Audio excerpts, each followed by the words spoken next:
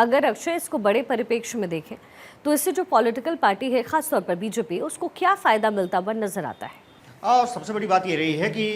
एक तरफ से जिस तरह से मुगलकालीन शासन को जिस तरह से बीजेपी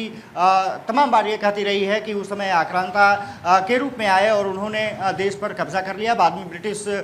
ने देश पर शासन चलाया, हुक्म चलाया और हिंदुओं के खिलाफ उन्होंने तमाम अत्याचार किए। लेकिन सबसे बड़ी बात यह है कि इसका फ़ायदा कहीं ना कहीं हिंदुत्व और हिंदुत्ववादी नीतियों के कारण बीजेपी को मिलता रहा है। जैसे जैसे आवाज़ उठी बीजेपी को कहीं ना कहीं उसका फ़ायदा मिला और यही वजह रही है कि बीजेपी को जब ऐसे मुद्दे मिलते हैं, चाहे अकबर का ही नाम क्यों ना हो, तो वहाँ पर भी बीजेपी बिफर पड़ती है। इसके अलावा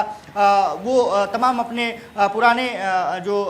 रहे हैं राजा, चाहे राणा प्रताप का रहे हो, संभाजी राव का रहा हो, उनके नाम पर ज़रूर कहीं ना कहीं राजनीति करने की कोशिश की गई है कि क्यों हम औरंगजेब का महिमा मंडन करते हैं, हम क्यों तुगलक का महिमा मंडन करते हैं, क्यों हम आक्रांताओं को